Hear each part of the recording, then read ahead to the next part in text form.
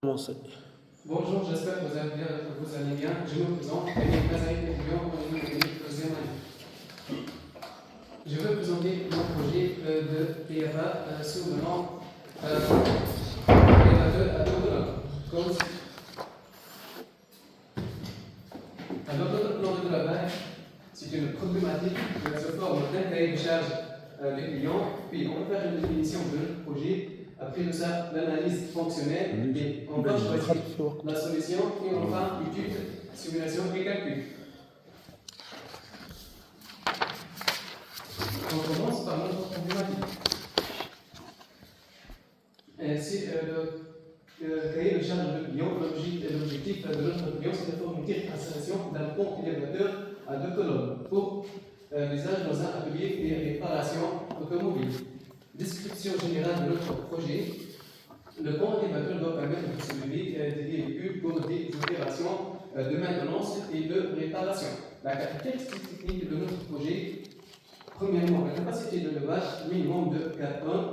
Deuxièmement, hauteur de levage minimum de 2 mètres. Temps de levage maximum de 30 secondes pour atteindre la hauteur maximale. Puis, l'alimentation de notre projet. On choisit un moteur électrique de 220 volts ou 380 volts. Et n'oubliez pas la sécurité. La sécurité, c'est un système de verrouillage automatique en cas de défaillance électrique, dispositif de sécurité et anti-écrasement. Puis on passe de l'analyse fonctionnelle. La définition du besoin. Pour définir le besoin, il est essentiel de formuler également le but de l'étude. Cette démarche s'articule en 2 étapes. Alors, les questions qui se posent, à qui demande du service, ce système rend service pour l'utilisateur, sur quoi le produit agit-il, ce système agit sur le charge, dans quel but est conçu ce produit pour la sécurité de l'utilisateur pour déplacer des charges. Ces questions, dans la structure de la métaphore, à qui le produit rend des services au technicien, sur quoi le produit agit-il en réponse à des voitures et des véhicules. Alors, notre cerveau de colonne, le V, on dit les voitures. L'analyse fonctionnelle, méthode A-0. La position initiale, et pour avoir la position finale, il faut lever ou viser les voitures. Le but par l'opérateur, le réglage et l'alimentation électrique. Alors, c'est ça notre diagramme de œuvre pour choisir la fonction principale et l'autre fonction. La charge opérateur, c'est la fonction principale, puis la stabilité, la sécurité, le coût d'énergie électrique, et la maintenabilité, l'environnement et l'esthétique. On va placer ces fonctions à une hiérarchie des fonctions, comme celui-ci. Je vais noter la fonction principale par rapport aux autres fonctions et je ferai mon résultat. Et c'est ça le programme de notre fonction. Bien sûr, la fonction principale, c'est le milieu. Et ici, notre cahier de charge fonctionnel. C'est ici comme la fonction de service. Je veux présenter les autres fonctions, comme je l'ai dit dernièrement. Et c'est ça les critères et les niveaux de flexibilité. Comme je l'ai dit. Alors, maintenant, diagramme face. Méthode d'analyse fonctionnelle du système technique. Le V, les voitures, c'est la fonction principale. Puis, se lever les charges. Alors, les solutions, placer la charge au sol, maintenir la charge ou élever la charge verticalement. Pour placer la charge au sol, la solution, c'est le système de la plateforme. Maintenir la charge, c'est la solution, un système à la colonne. Mais pour élever les charges verticalement, ici, on place à droite la chose. Première, c'est le système aérien où on choisit la solution du système de secours, où on choisit le système à moteur électrique. Alors, choix de sélection. On a pour relever de charge verticale.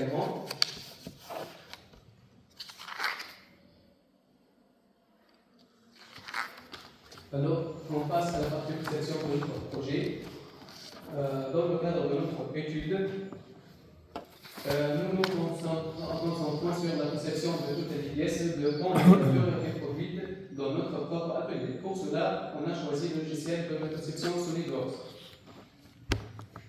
C'est ça, l'IS, c'est la vue relative du système, c'est la pièce de base, c'est là le support de notre système. Et ça reçoit assemblage de colonnes pour lever le véhicule, les charges, et ça la piston supérieur de vérin, et ça l'assemblage de vérin.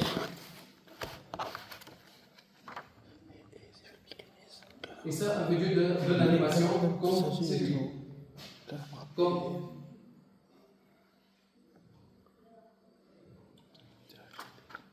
Et c'est ça le vidéo de l'animation.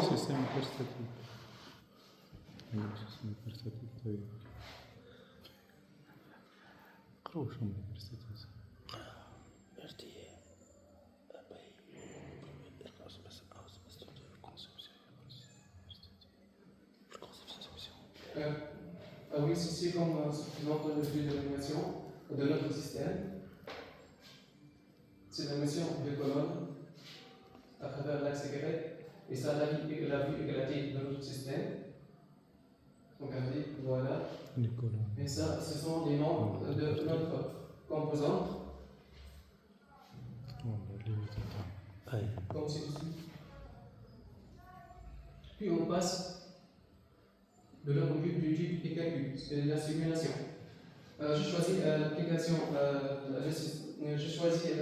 de ANSYS, le logiciel ANSYS, pour travailler une bonne simulation pour notre projet. Donc cette observation montre que les sollicitations appliquées aux colonnes n'affectent pas sa structure. Et ça, le vidéo de simulation.